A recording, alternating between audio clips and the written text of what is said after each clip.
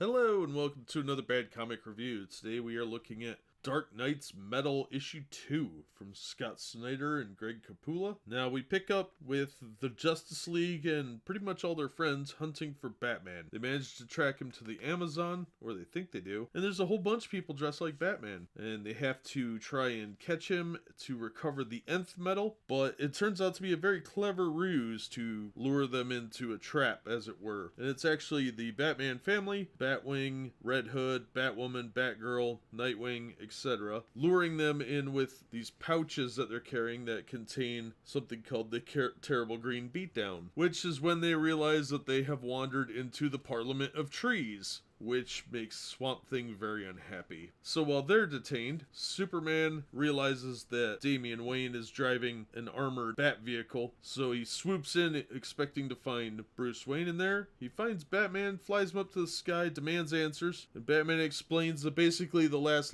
6 years of Batman major story arcs have actually been leading up to this point. The Court of Owls, he was given Electrum in the water. Dionysium was injected into him when he fought the Joker to the death. I didn't read that story. I'm not familiar with some of this. Promethium, when he built this machine to bring him back to life, I guess. Okay, whatever. And then nth metal he was exposed to when he was building the contraption in the Prelude. And there's only one more material, and if they infect him with it, it'll open the doorway for this evil bat deity. Well, Superman sees through the ruse here, and we realize this is not Batman, this is somebody else. And Batman has escaped. Meanwhile, Kendra Hall, the head of the Blackhawks, Lady Blackhawk, as it were, and former Hawkgirl, is meeting with Vandal Savage and the Immortals, explaining that visions have started. Dr. Fate, John Henry Irons, who I thought was one of the Metal Men last issue, and Plastic Man are starting to see things and have experiences. Well, Vandal Savage is there with a whole bunch of different Immortals from the history of DC Comics. Phantom Stranger's in there, and Ra's al Ghul, and a few others like Morgaine, Great Wizard, etc. It's obvious that Ra's al Ghul is the one that knows him the best, so he figures out where Batman is by saying he would want to take on this creature by himself, and where would his impulse lead? Well, to do that he'd have to go back to the beginning, so he's headed for the tomb of Prince Khufu, Hawkman's first incarnation, and there he meets up with Dream from the Sandman series. He is going to recover Hawkman's mace, and in his bag is not the nth metal, it's a baby version of Darkseid,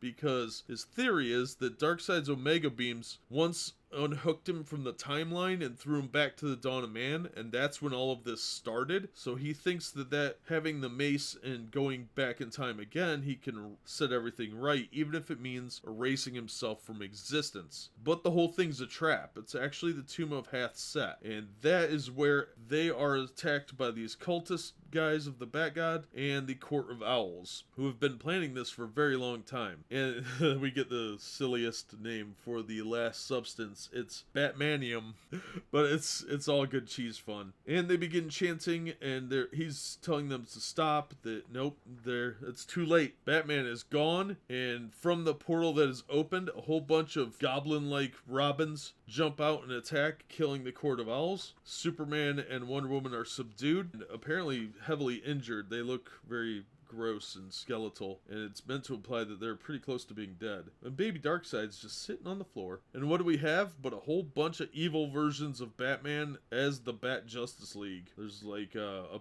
evil Batman Green Lantern, an evil Batman Flash, evil Batman Ares, Gimp Batman, a cyborg Batman, a Doomsday type Batman, female Aquaman Batman, and then this hooded cloaked figure behind. It's looking pretty bad. It's looking real bad for the heroes right now, and that's where the issue ends. So issue 3 is the Rise of the Dark Knights, and there are one-shots for each of the evil Batman to explain their origins or whatever, and we are going to look at those too, because they do tie in. So bear with me as we go through these, because this is a really fun event. I gotta say, it's not necessarily like a deep intellectual philosophical thing, but it's just fun. And how often do we see fun comics anymore? I hope you'll give it a chance. If you like DC Comics, you'll see a lot here, especially the old-time stuff. There seem to be tying a lot of things together from previous Batman stories and bringing in a lot of the older characters into the modern Rebirth series. So it should be pretty cool. But that'll do it for this episode. As always, thank you so much for watching and supporting the channel. Be sure to hit like and subscribe, and we'll see you on the next episode.